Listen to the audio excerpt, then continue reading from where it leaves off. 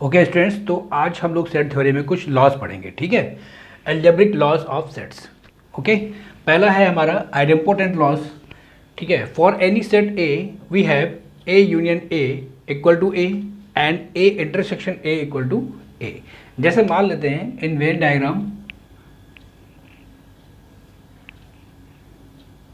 जैसे ये हमारे पास यूनिवर्सल सेट है। ठीक है, अगर हम ए सेट ले लेते हैं और ए सेट के साथ ए ही ले लेते हैं, ए का यूनियन ए के साथ लेते हैं, ठीक, तो ये बराबर आपका आ जाएगा ए। ठीक, और इसको हम लिख सकते हैं a union A equal to A. Clear? Suppose एक एग्जाम्पल लेते हैं, मान लेते हैं लेट ए सेट है आपके पास, इसके एलिमेंट है 1 2 3 4। ठीक है, तो ए यूनियन ए क्या होगा? ए यूनियन ए मतलब 1 2 3 4 यूनियन 1 2 3 4। दो सेम सेट हैं, इक्वल सेट हैं, अगर इनका यूनियन लिया जाएगा, ठीक है, तो इसमें कौन से एलिमेंट आएंगे? यही एलिमेंट आ जाएंगे 1 2 3 4। ठीक है, इसका मतलब हम कह सकते हैं a union A equal to, और ये बराबर किसके था आपका? ए के। तो हम ये कह सकते हैं कि a union A equal to A. Clear? ठीक है, चलिए ए इंटरसेक्शन ए बराबर भी आपका ए ही होगा। अगर हम ए सेट में देखें 1 2 3 4, ठीक है, ए आपका सेट दिया हुआ है 1 2 3 4। अगर हम ए इंटरसेक्शन ए लेना चाहें तो क्या होगा? तो 1 2 3 4 इंटरसेक्शन 1 2 3 4। इंटरसेक्शन का मतलब होता है कि दोनों सेट में जो कॉमन एलिमेंट होंगे वो ए इंटरसेक्शन ए में आ जाएंगे। तो ए और ए में इंटरसेक्शन क्या होगा? 1 2 3 4। और देखिए ये सेट किसके बराबर हो गया? आपका ए के बराबर हो गया। तो ए intersection A equal to A ही होगा। ठीक है, इसका मतलब कह सकते हैं कि ए यूनियन ए बराबर ए और ए इंटरसेक्शन ए बराबर ए। क्लियर? चलिए सेकंड पॉइंट आते हैं, आइडेंटिटी लॉज किसे कहते हैं। ठीक, identity laws for any set A we have A union phi equal to A और A intersection union universal equal to A. ठीक है, चलिए देखते हैं इसको।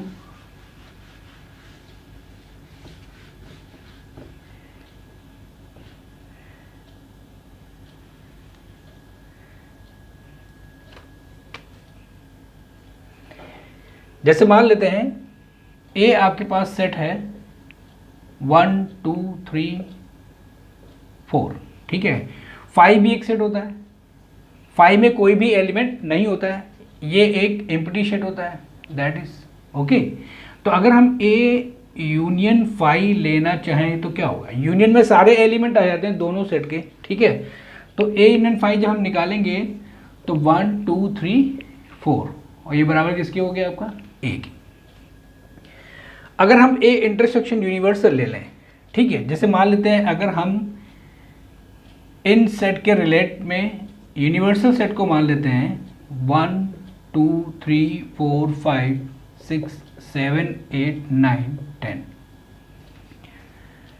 तो अगर हम ए के साथ यूनिवर्सल सेट के साथ ए को अगर यूनिवर्सल सेट के साथ लिया जाए और इन दोनों सेट का हम इंटरसेक्शन लेते हैं, तो ए इंटरसेक्शन यूनिवर्सल सेट, तो इंटरसेक्शन का मतलब होता है दोनों सेट में एक कॉमन एलिमेंट।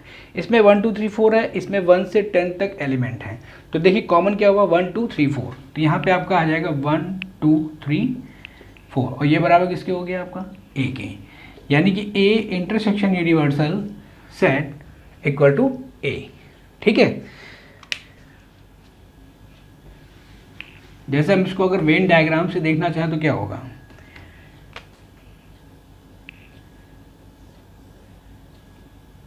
अगर ए सेट लिया जाए और ए के साथ हम 5 सेट लेते हैं, ए यूनियन 5 लेते हैं, तो 5 तो मतलब कुछ भी नहीं होता है, तो इसको हम लिख सकते हैं a union 5 equal to A. ठीक है, और अगर हम इंटरसेक्शन लेते हैं, ए इंटरसेक्शन यूनिवर्सल, ये आपका पूरा यूनिवर्सल सेट हो गया, ठीक है, ये आपका पूरा यूनिवर्सल सेट हो गया, और ये आपका ए सेट हो गया। तो यूनिवर्सल और ए में क्या कॉमन हुआ, यही तो कॉमन हो गया ए, तो ये आपका आ जाएगा A intersection universal set equal to A. Clear. चलिए थर्ड पॉइंट आते हैं, ए कॉम्यूटेटिव लॉज बराबर क्या होता है, for any two set A and B we have A union B equal to B union A, या ए intersection B equal to B intersection A.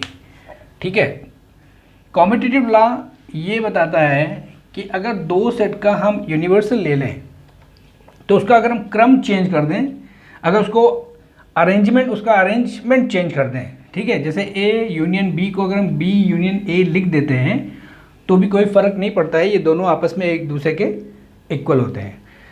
Similarly अगर ए intersection B लिखते हैं तो बी इंटरसेक्शन ए इसके बराबर ही होगा, क्रम बदलने से इनकी वैल्यूज़ में कोई फ़र्क नहीं आएगा, इनकी वैल्यूज़ में वही समानता रहेगी। ठीक, तो ए intersection B equal to B intersection a. Associative law क्या होते हैं, इसमें तीन सेट लेते हैं हम लोग, a b c. If A B and C are any three sets then A union b bracket union सी, ठीक है, या ए यूनियन बी यूनियन सी, तो ये दोनों आपस में बराबर होते हैं। सिमिलरली इंटरसेक्शन में भी हम यही करेंगे, a intersection b bracket intersection c, या ए इंटरसेक्शन ब्रैकेट में बी इंटरसेक्शन सी, तो ये दोनों आपस में बराबर होंगे। ओके, ठीक। डिस्ट्रीब्यूटिव लॉस क्या होते हैं, if A B and C are any three sets, कोई भी तीन सेट लें A B and C, then A union B intersection C equal to होगा A union B intersection A union सी। ठीक है, सेकेंड पॉइंट में ए इंटरसेक्शन बी यूनियन सी, तो ये बराबर आपका होगा A intersection B union A intersection C. Clear. इसी प्रकार से डिमॉर्गन्स लॉ भी हम ले सकते हैं, if a and b are two sets then A union b का कॉम्प्लीमेंट, देखिए डैश जब लिखते थे हम लोग, जैसे ए डैश लिखते थे तो इसका मतलब होता था यू माइनस ए डैश का मतलब होता था ए कॉम्प्लीमेंट,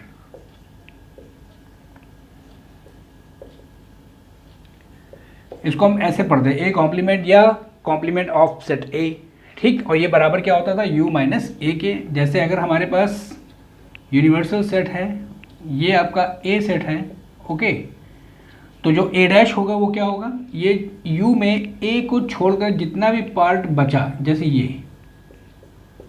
ठीक है, ये वाला पार्ट जो होगा आपका ए डैश होगा। क्लियर।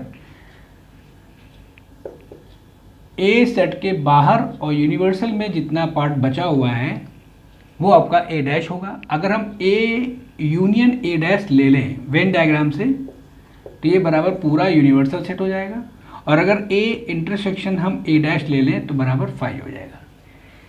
अगर किसी सेट का उसके कॉम्प्लीमेंट सेट के साथ इंटरसेक्शन लेंगे तो 5 आएगा, और अगर किसी सेट का उसके कॉम्प्लीमेंट के साथ यूनियन ले लेते हैं तो पूरा यूनिवर्सल सेट आ जाता है। ठीक है, तो ए यूनियन बी का कॉम्प्लीमेंट इक्वल टू होता है a complement intersection b complement, ठीक है, एंड ए इंटरसेक्शन बी का होल कॉम्प्लीमेंट बराबर होगा a complement union b complement. Clear. ये फॉर्मूले हैं आपके एल्जेब्रिक लॉज ऑफ सेट्स के, इन्हें आप याद कर लीजिए। ठीक है, चलिए नेक्स्ट पॉइंट है हमारा, following results are direct consequences of the definition of the complement of a set. ठीक, फर्स्ट पॉइंट है हमारा, यूनिवर्सल कॉम्प्लीमेंट इक्वल टू आपका होता है U minus U equal to 5। इसका मतलब ये हो गया कि x is such that x belongs to u and x does not belongs to u। ठीक, ओके, अब x u में भी है और x u में नहीं है, तो इसका मतलब हो गया that is a set of 5, तो ये आपका सेट हो गया 5। क्लियर। सेकेंड पॉइंट, 5 कॉम्प्लीमेंट का मतलब हो गया यूनिवर्सल में हम -5 कर देंगे। ठीक है, universal -5 equal to universal set, x is such that x belongs to u and x does not belongs to 5। Okay, third point, a complement का कॉम्प्लीमेंट अगर लिया जाए तो ये बराबर हम लिख सकते हैं u माइनस ए डैश, ठीक है। अब देखिए जैसे अगर हम ए डैश लेते हैं तो ए डैश बराबर क्या होता है आपका u माइनस ए। ओके, तो अगर हम ए डैश का डैश लेते हैं तो पहले इस डैश को हम डिफाइन करेंगे यानी कि u माइनस ए डैश, फिर हम इस डैश को डिफाइन करेंगे तो इसको लिखेंगे u माइनस ए। ठीक, u और u आपका हट जाएगा और ये आपका बराबर आपका आ जाएगा a। क्लियर? तो यानी कि a कॉम्प्लीमेंट का अगर कॉम्प्लीमेंट लिया जाए तो that is equal to u minus a complement, फिर a कॉम्प्लीमेंट को हम लिखेंगे u माइनस ए, तो u से u आपका हट जाएगा, बचेगा आपका a। इसको हम लिख सकते हैं x is such that x belongs to u and x does not belongs to a dash equal to x is such that x belongs to u and x belongs to a। ठीक है, clear? ठीक। Fourth point, a union a complement, इसका मतलब हो गया x is such that x belongs to u, x belongs to a, union x is such that x belongs to u, x belongs to a dash, और ये बराबर आपका आ जाएगा यूनिवर्सल। इसे हम वेन डायग्राम से देख सकते हैं। ठीक है, दैट इज यूनिवर्सल सेट। जैसे ये आपका है a, ठीक है, और ये जो बाहर है आपका a के बाहर और u इस रेक्टेंगल के अंदर जो पार्ट बचा हुआ है ये आपका a डैश हो गया। ठीक है, ये आपका a सेट हो गया और a सेट के बाहर और इस पूरे रेक्टेंगल के अंदर जो पार्ट बचा हुआ है that is a dash a complement यानी कि। ठीक, अगर हम इन दोनों सेट का यूनियन लें, a union a dash, a union a dash मतलब हम पूरा ही पूरा सेट ले लेंगे, तो ये पूरा जो सेट हमने लिया ये एक्चुअल में किसके बराबर हुआ? इक्वल टू यूनिवर्सल सेट के बराबर हो गया। तो a union a dash equal to universal set. Clear? a union a dash equal to x is such that x belongs to u, x belongs to a, universal ना union x is such that x belongs to u, x belongs to a dash equal to universal set. ठीक है, that is A union, यहाँ पे ये operation है। Okay, चलिए a intersection a dash बराबर क्या होगा? अब देखिए अगर हम इसी वेन डायग्राम में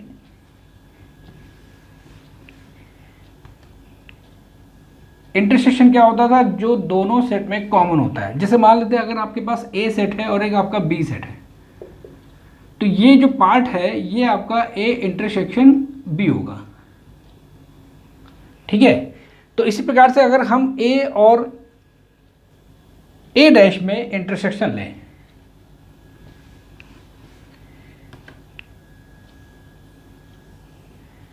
दैट इज यूनिवर्सल, ये आपका हो गया सेट a और ये आपका आ गया a डैश।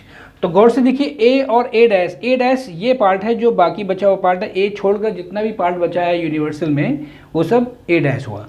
तो a डैश और a में कोई भी पॉइंट कॉमन नहीं है, इसलिए a intersection a dash equal to आपका आ जाएगा 5। तो that implies x is such that x belongs to u, x belongs to a, intersection x is such that x belongs to u, x does not belongs to a, that is total of equal बराबर आपका आ जाएगा 5 के। ठीक, ये पूरा आपका जो सेट होगा वो आपका 5 होगा। क्लियर? तो ठीक है, फिर आज के लिए हम लोग इतना ही रखते हैं। ठीक है, अभी नेक्स्ट लेक्चर में अभी हम लोग और फॉर्मूले पढ़ेंगे। ठीक है।